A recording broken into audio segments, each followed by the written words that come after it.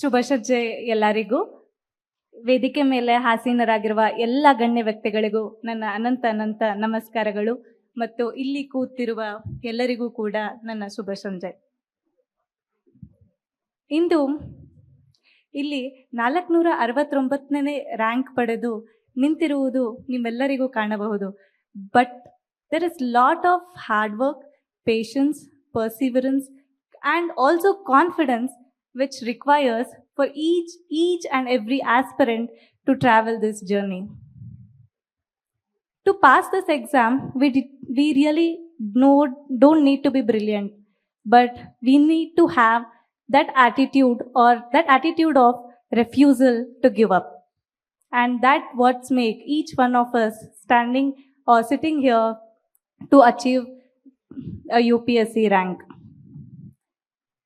Coming to India for IAS, last 2 ವರ್ಷನೂ interview ಕೊಟ್ಟೆ. 2 ವರ್ಷನೂ ಇಂಟರ್ವ್ಯೂ ಗೈಡೆನ್ಸ್ ಪ್ರೋಗ್ರಾಮ್ ಇಲ್ಲೇ ಇಂಡಿಯಾ ಫಾರ್ IAS ಅಲ್ಲೇ ತಗೊಂಡಿದ್ದೀನಿ. ಸೊ ಫಸ್ಟ್ ಇಲ್ಲಿ there is a different thing. There is a 0 mock and then the real interview. And one more special thing is that question which was asked in my mock was repeated in the real interview too. So that was the standard of interview which was taken here. And there are few people I should thank here from the institute. First and foremost, Dr. Kedar, CS Kedar sir. Sir, ಯಾದಗಿರಿಲಿ ಕೆಲಸ ಮಾಡಿರೋದು and ನಾನು ಯಾದಗಿರಿ ಹುಡುಗಿ. ನಾನು ಅವ್ರು ನೋಡಿದ ತಕ್ಷಣ ಯಾದಗಿರಿ ಹುಡುಗಿ, ನಮ್ಮ ಯಾದಗಿರಿ ಹುಡುಗಿ.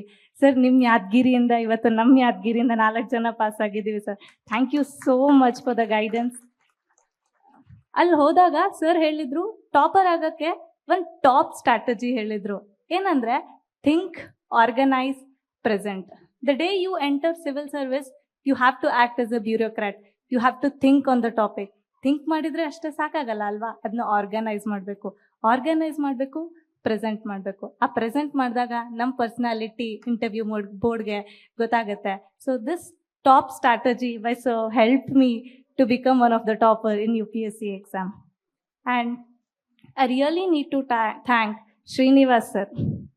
ಮಾಕ್ ಇಂಟರ್ವ್ಯೂ ಮುಗಿದ ತಕ್ಷಣ, ನನ್ನ ಮಾಕ್ ಇಂಟರ್ವ್ಯೂ ಅಷ್ಟೊಂದೇನು ಚೆನ್ನಾಗಿರಲಿಲ್ಲ ಈ ವರ್ಷ. ಹೊರಗಡೆ ಬರ್ತಾ ಅಳ್ತಾ ಬಂದೆ, ತುಂಬ ನೀರು ತುಂಬಿಕೊಂಡಿತ್ತು. ಹೊರಗಡೆ ಬಂದು ಕೂತ್ಕೊಂಡಿದ್ದೆ. ಸರ್ ಬಂದುಬಿಟ್ಟು ಹೇಳಿದರು, it's okay Nivedita, you can do it. And literally sir ಗೇಟ್ವರೆಗೂ ಬಂದುಬಿಟ್ಟು ನನ್ನ ಕ್ಯಾಬ್ವರೆಗೂ ಹತ್ಕೊಳ್ಳೋವರೆಗೂ ಸರ್ ಅಲ್ಲೇ ನಿಂತ್ಕೊಂಡಿದ್ರು to fill that confidence in me. And thank you India for IAS, thank you to the whole team.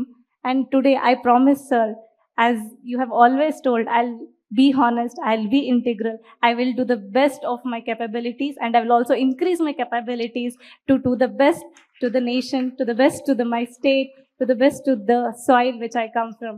Thank you so much. Thank you my parents who have been the pillar of journey throughout these years.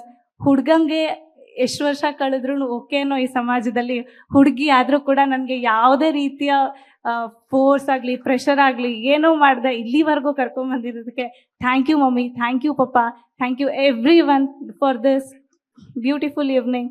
Thank you so much.